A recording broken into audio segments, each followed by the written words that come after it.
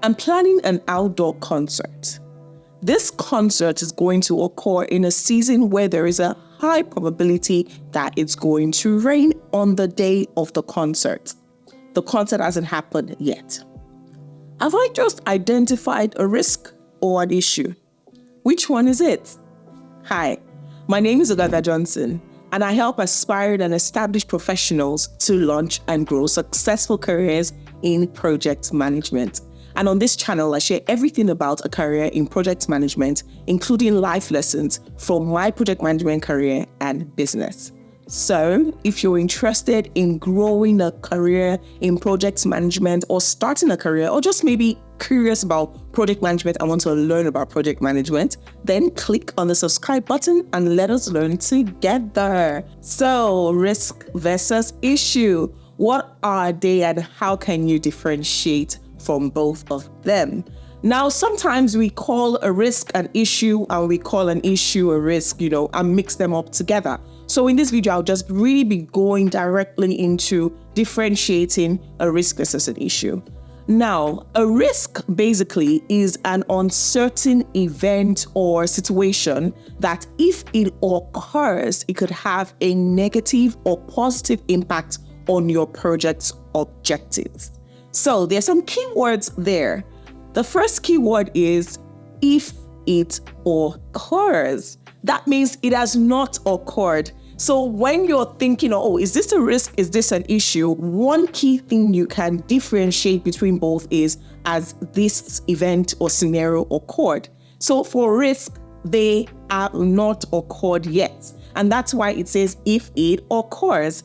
And also another key part is that it could have a negative or a positive effect on your project outcomes. This means that risk could be negative or positive. If a risk is negative, it means that the impact it will have on your project objectives wouldn't be good for the project. But if your risk is positive, it means that the impact the risk will have on your project will be so good for your project. Now let's move on to issues. Issues are events that are currently occurring in your project and will have a negative effect on your project if you do not deal and solve that issue at the moment. So some differences based on the keywords. It's already occurring. And also issues have a negative impact on your project. If it's an issue, then it is something you need to deal with at the moment so that it doesn't affect or hinder your project. Now, let's look back at the example I gave at the beginning of this video. I'm planning an outdoor concert. It's going to occur in a couple of months. And it's occurring in a season where there is a high probability that it will rain on the day of the concert. This is definitely a risk because this is something I feel could occur. It means that it has not yet occurred, so that falls under the category of a risk. And then, is it a negative or a positive risk? Rain falling when you have an outdoor concert, I think it might be a negative because it will have a negative impact on your project objectives, which means that lots of people may not come because they won't want to get wet. Now, if I have a situation where I have a risk, one good thing about risks is that because they have not occurred, you can plan for them in the future right now so that they do not become an issue on your project. So I could decide that, my risk response to this situation in terms of this project is that I'm totally going to avoid this risk.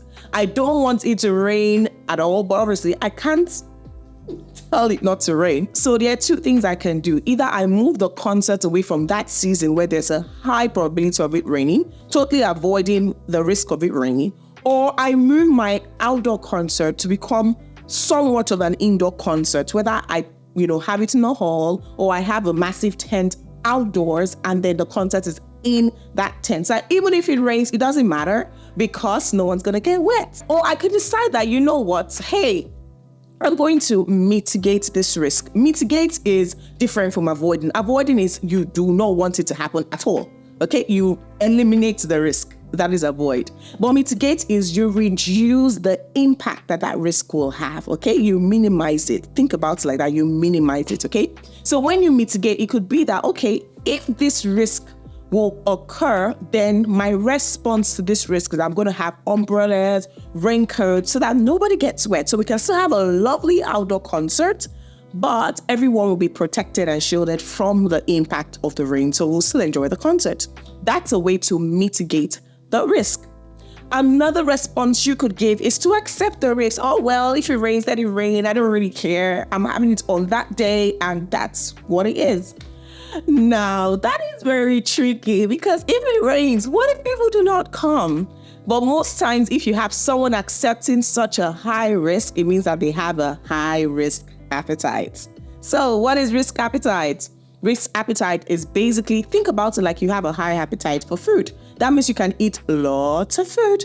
So it's the same thing. If you have risk appetite that is high, it means that you can take high or lots of risk and you are okay. So that is it. Remember, risk, they have not yet occurred on your project, and it could be negative or positive. Whereas issues are currently occurring on your project and you have to resolve it immediately.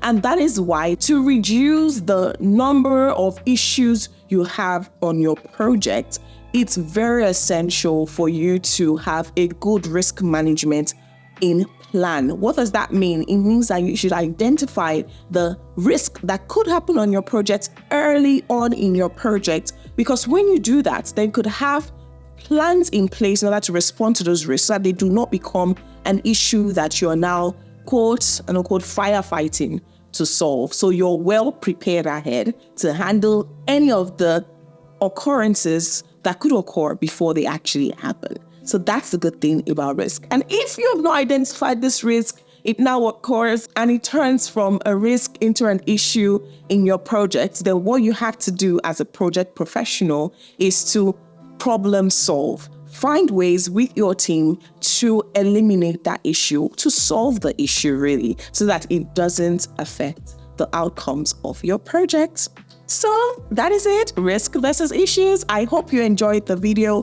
Thank you so much for watching. And if you enjoyed this video, I'm sure you enjoy my other videos. So do check them out. And if you decide to watch any of them, then I'll see you shortly. Bye now.